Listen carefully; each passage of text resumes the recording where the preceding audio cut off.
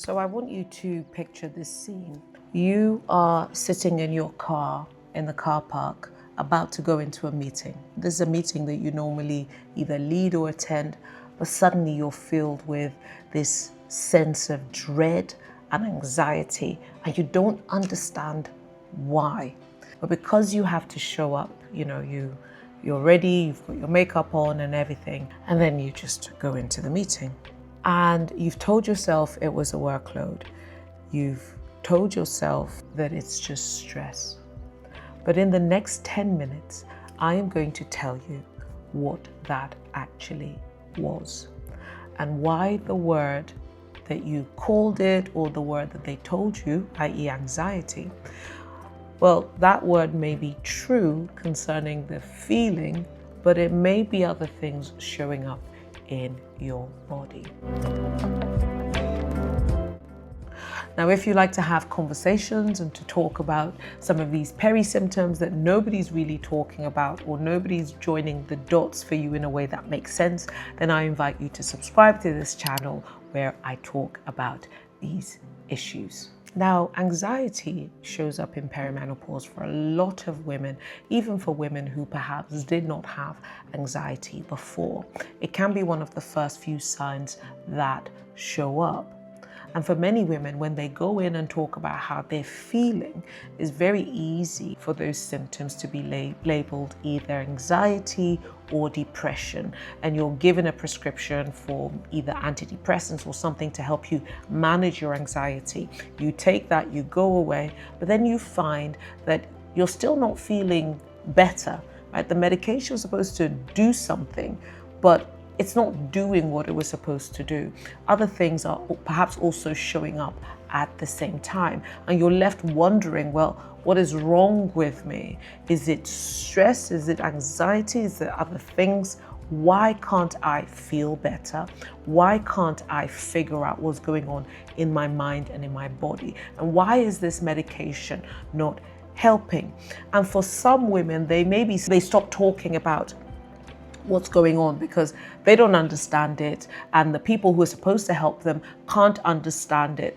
And they perhaps just internalize what they're going through, thinking, well, there's either something wrong with me. And for some people, that can also bring feelings of shame. For some people, you're maybe rationalizing it and saying, well, I'm stressed. It's stress. There's so much going on right now. I need a break. I need a rest. Maybe some people are telling you, check your thyroid, something else. You don't quite know what it is, but it's something else. And, take some medication. Let's see how you feel in a few weeks. But then that's the thing. You took the medication, you took the prescription, you got a break, you took some rest. But that feeling of dread, that anxiety, still there. There are perhaps also other things that are showing up for you in this season, and you're still trying to make sense of what those things that are showing up, what they are.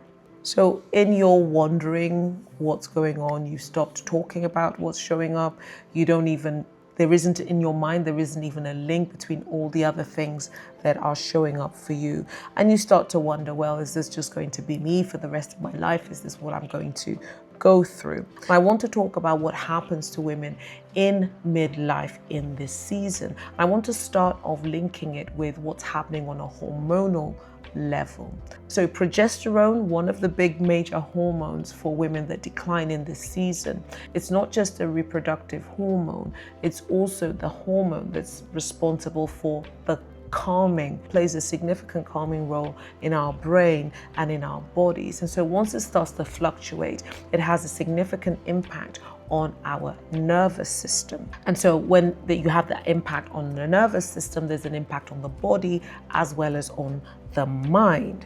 And for many women, we've been led to believe that perimenopause can happen in the 40s, which it does, but there's some people where it starts pretty early in the late 30s. And so sometimes you're being told, well, you're too young to think that this is perimenopause, or the timing's not right, but you're treating for anxiety, you're treating for stress, and there isn't a solution for you. Now, of course, anxiety showing up and those sorts of feelings showing up can genuinely overlap with a number of other symptoms. They can overlap with thyroid issues, they can overlap with depression. And so what happens for many women, what they're saying is they're being treated for anxiety or thyroid or other things, but they're not being treated for the potential hormonal issue linked to perimenopause. And the thing is, anxiety could really be anxiety. It really could be a thyroid issue. It could be depression. However, if these things are showing up, if anxiety, a sense of dread is showing up at a time when we expect the women go into perimenopause, and you have tried to find a solution, and the solution is not working, it's really important that we think through what is the link. Could this be hormonal? We know that women go into perimenopause starting from their late 30s, which is early for some, but we don't want to not think about the link. Treating for anxiety is correct, treating for depression is correct, treating for thyroid issues is correct, but could this be something else? And what you want to do is to be able to track the pattern of what's showing up in your bodies, because for many women in perimenopause, anxiety will show up, but it could show up with other things as well. So what are the other things that are showing up? You want to be able to track all of them together to identify whether there's an actual pattern. Is there something going on? Is it just anxiety, and anxiety related to, it could be a job move, it could be a marriage breaking, it could be moving countries, it could be, starting a new business, it could be taking a new leap of faith or whatever, which genuinely can cause issues of anxiety, right? It could just be anxiety, but if there are other things showing up as well, my point today is, what is the connection? Is there a pattern here? And ensuring that you can take all of the things that are showing up and have a good conversation with somebody that could help you pull those threads together and put the link together. I talk about these issues from a lens of faith, and I think about many women who in this season are dismissed, are told, well, it's all in your head, or you've got anxiety, rather than perimenopause, right? For many of us, it's been the desire to be seen and to be acknowledged in what we're going through and helping to find answers. And so when I think about this from a lens of faith, I actually think about the lady in the Bible called Hagar. Now, Hagar was a slave or an indentured servant, and she was an indentured servant to Abraham and to Sarah. Well, I'll run through the story really quickly, but Abraham and Sarah couldn't have a child at that time. And so Hagar was pregnant now for Abraham, and Sarah felt some kind of way about that, right? And so she asked Abraham to kick Hagar away. And this is where we are in the story, because at this point, Hagar is pregnant. She's in the backside of the desert. She is struggling, and she has an encounter with an angel, and the angel sees her and says that basically the child in your womb is going to be the father of a great nation. I'm going to make him great, he's going to have a great nation, etc. And she calls that angel the Lord who sees me, El Roi. And so in the middle of her situation, which was very difficult, right, she recognized that she had been seen. And for many of us women in this season, we may be going through a hard season.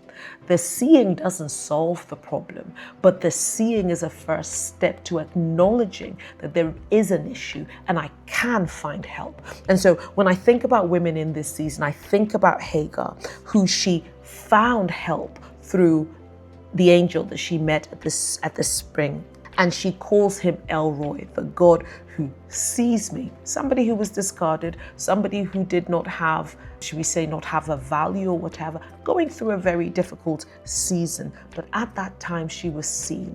Now, the seeing didn't solve her issue, but it was the first step in the acknowledgement. And so for women like us in this season, seeing is a first step towards finding a solution. And so it's so important that when you've been dismissed, when you've been ridiculed, when you're ashamed, when you're trying to figure out what's going on, to know that you are seen in this season. And so tying that back into perimenopause, anxiety, the symptoms that show up, and wanting to be seen in this season. It's so important that we are seen. The seeing doesn't minimize the symptoms. They don't suddenly go away because you're finally seen or heard or understood. It's the acknowledgement, is the recognition that there's something going on with you. You are not alone. We are going to work to find out a solution for you. There are remedies available. There is help for you. There is a community, right? There's been so much silence around perimenopause. We thank God that the dam is breaking and people are talking about it. But how can we get people the help that they need? How can we get people talking about it? How can we talk to people about the therapies that are available, the communities that can support them? This is so important to being seen. And for a woman who's watching this video today, I want to encourage you that in this season of perimenopause, whatever is showing up, you are seen, you are acknowledged, you are held. Anxiety may be the right word for what's showing up for you, but it could just be one part of your story. There are other things that may be showing up. I want you to be empowered to talk about what is showing up, to talk about it, not to shy away from it. Even if you've been dismissed before, I want to encourage you that there's a growing community of people who are talking about perimenopause, its symptoms, how to get help, where to find help. I don't want you to be discouraged in this. And as I close, I want to say to you that the next time you're sitting in a car park thinking, why am I filled with anxiety or dread, or you're going through a difficult season or a difficult time and you're thinking, what is it that I'm going through and why does it seem like I'm invisible? I want you to know that in this peri season that you are not alone. You are seen.